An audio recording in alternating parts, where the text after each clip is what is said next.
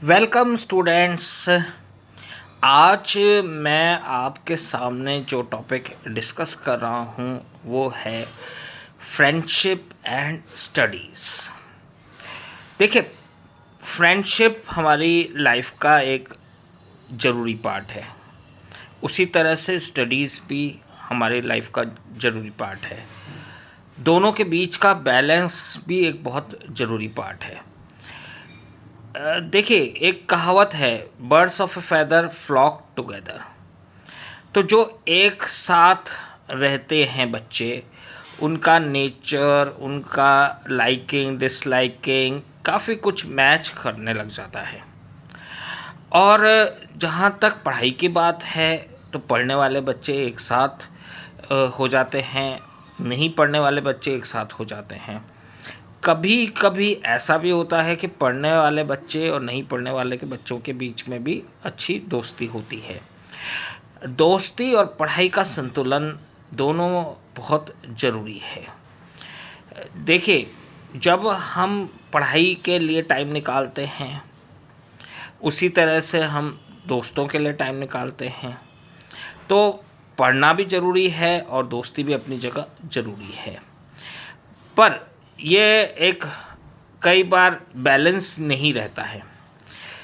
कई बार ऐसा होता है कि हम बहुत ज़्यादा पढ़ाकू होते हैं और हमारी लाइफ में कोई ऐसा दोस्त नहीं होता जिससे हम अपने मन की बात शेयर कर पाएँ, या हम अच्छे मतलब जीवन यापन के लिए तैयार हों। क्योंकि अगर हमारे पास बहुत सारी डिग्रियां हैं लेकिन दोस्त नहीं हैं, तो भी हमारी जीवन जो है शैली वो उतनी अच्छी नहीं बन पाएगी। और अगर हम बहुत दोस्तों यारों में हैं और पढ़ाई हमने कुछ नहीं की, तो भी हम कोई एक अच्छा पद ओहदा या एक जीवन शैली नहीं जी पाएंगे। तो ये बैलेंस कैसे बनता है?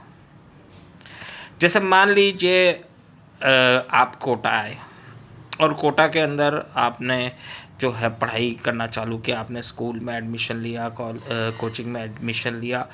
तो आपको आपकी क्लास के अंदर जो है कुछ स्टूडेंट्स ऐसे लगेंगे जिनसे आप बातचीत करना चाहोगे या कुछ डिस्कशंस करना चाहोगे जो पढ़ रहे हो उसके बारे में। और आप धीरे धीरे उनके साथ इंटरेक्ट करते हुए, उनसे दोस्ती करते हुए आप उनसे कई चीज़ें डिस्कस भी करोगे। तो ये डिस्कशन के दौरान एक दूसरे को जानने का मौका मिलता है और हमें फिर ये महसूस होता है कि कौन ऐसा है जो जिससे हम दोस्ती रख सकते हैं, दोस्ती निभा सकते हैं। अब जब हम दोस्ती निभा रहे होते हैं, दोस्ती रख रहे होते हैं, तो कई बार हम ये भूल जाते हैं कि हम किस उद्देश्य के लिए आए कहीं पर। अगर हम पढ़ने के लिए कोटा आए हैं तो कई बार दोस्ती में, यारी में इतना मग्न हो जाते हैं कि वो पढ़ाई जो है वो सेकेंडरी हो जाती है और उस पर हमारा जो है ध्यान कम हो जाता है, बंटने लग जाता है। ऐसी स्थिति में क्या है कि हम दोस्ती के अंदर ज़्यादा ध्यान देने लग जाते हैं और फिर पढ़ाई छूटती जाती है। और जब पढ़ाई बहुत ज़्यादा छूट जाती है और हमारे नंबर कम आने लगते हैं, तो कहीं ना कहीं हमारे जो पेरेंट्स हैं वो चिंतित होने लगते हैं। और वो चिंता जो है अल्टीमेटली हम पे प्रेशर डालती है।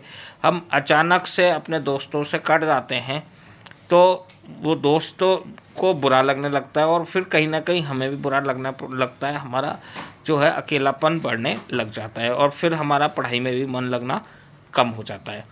तो ये शुरुआत से संतुलन रखें, इस बात का ध्यान रखें कि दोस्तों के साथ गपशप लगानी है तो उतना ही समय उसको देना है जितना आवश्यक है। जितना माइंड को फ्रेश करने के लिए, दिमाग को स्वस्थ रखने के लिए, खुद को खुश रखने के लिए आवश्यक है, उतना ही समय उसमें दें। दोस्त के लिए काम आना, दोस्त की मदद करना बहुत अच्छी बात है। लेकिन अगर जैसे मान लीजिए आपके जैसे विचारधारा का है वो, मान लीजिए आपको फिज़िक्स बहुत अच्छी आती है लेकिन आप केमिस्ट्री में कमज़ोर हों और उसको केमिस्ट्री बहुत अच्छी आती है और वो फिज़िक्स में कमज़ोर है, तो आप एक दूसरे की मदद कर सकते हैं। एक दूसरे का साथ निभाने का आपको फ़ायदा मिलेगा। एक दूसरे के लिए टेस्ट पेपर बना सकते हैं और एक्सचेंज कर सकते हैं, चेक कर सकते हैं, इवैल्यूएट कर सकते हैं। तो पढ़ाई की पढ़ाई भी हो जाएगी, दोस्ती की दोस्ती भी निभ जाएगी।